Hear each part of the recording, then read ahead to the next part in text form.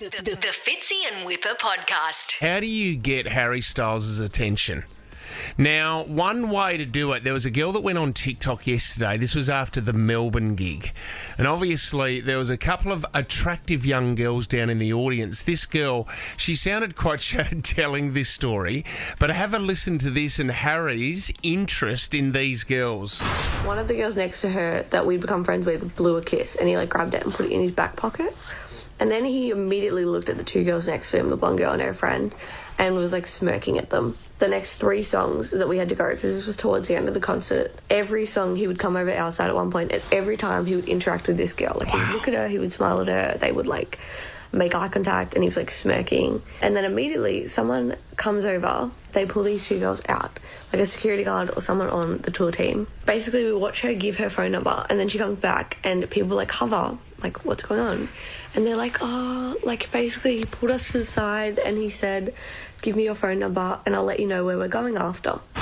When was that? So this was in Melbourne over the weekend. We're trying to track these girls down. Now, when he was part of 1D, we heard all sorts of stories. In fact, we spoke to a girl we were never allowed to play, thanks to the record label. But my God, the lads had a good time. I didn't think Harry was still doing crowd work. This would be the only way that he could, couldn't he? Or the other way that you can get Harry Styles' attention is hold your phone up with a message, like this young lady has. And Connie joins us now. Good morning, Connie. Good morning. Connie, this footage is everywhere of you at the Harry Styles concert. There's an important message. But firstly, I want to know, how did you get tickets to be right at the front? I bought them in April last year, and it was a Christmas present for my fiance. And when we got there, we actually went to the wrong queue, and we had VIP GA, and they're like, you guys are in the wrong area, you need to be escorted in. So we got escorted in, cut in the line. Wow. And all these other girls are running to the barrier, and we kind of just moseyed over because we didn't think anything of it, and we ended up just being right behind someone who was genetically shorter than me, and it worked out really well. This is amazing footage. So the concert's taking place, you're right, Harry's looking over at a few people, and then you're standing there and you've got something written on your phone, and you're holding it towards Harry. What was it? It said, make my boyf propose. So what happened next? Actually, you know what? Here's a little bit of audio. You're going to turn it up in your car, but this is what happened. You can hear Harry talking here. Who are you here with tonight, Connie? Stephen! Stephen! Who's Stephen? My boyfriend! My boyfriend! How are you, Stephen? I'm doing well, thank you. Doing well, thank you. Stephen seems like the nicest man in the world. This sign says, make. Yeah. First of all, make is a good stuff. Ask. Make my boyf propose. So what happened next, Connie? Stephen actually is a professional wrestler, and he's really confident on the microphone.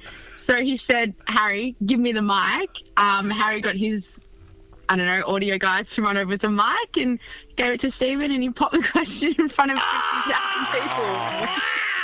Connie. Why did you say no? No, I wouldn't. Oh, my God, what a moment. Connie, what is he like? Like up front, we see in his fashion and his jumpsuits, and was it an amazing moment for you? Yeah, it was. Everyone kept saying to me, how amazing. I was like, yeah, I know, I was taken away. It was such a spur of the moment thing. Harry Styles spoke to me. Oh, and then I got engaged. Well, that's the thing. It's kind of layered, this celebration, and you should never put someone that's a big-name, good-looking celebrity next to your boyfriend. So that can really distract. But I'm so happy for you. And what was your man's name? Stephen?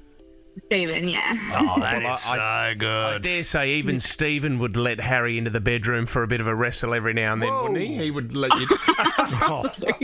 Congratulations, Connie. So that's the way we get Harry's attention. Write a little message on your phone and hopefully he sees it. Yes, 100%. So, Connie, were you standing with those other girls that we were talking about earlier? I was near them, yeah. Right. Did you see who they were? They were just, all I could see was blonde. It was a sea of blonde, if I'm being honest. And then so a couple of Harry's staff came over, did they? Security came and got phone numbers. Did you see that happening? No. Oh, damn. Maybe she made it up.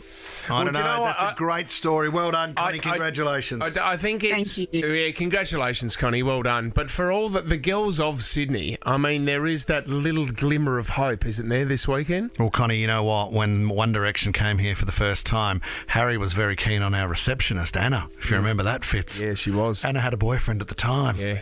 Regrets? I've had a few. Thank you for joining us, Connie. You're listening to the Fitzy and Wippa podcast.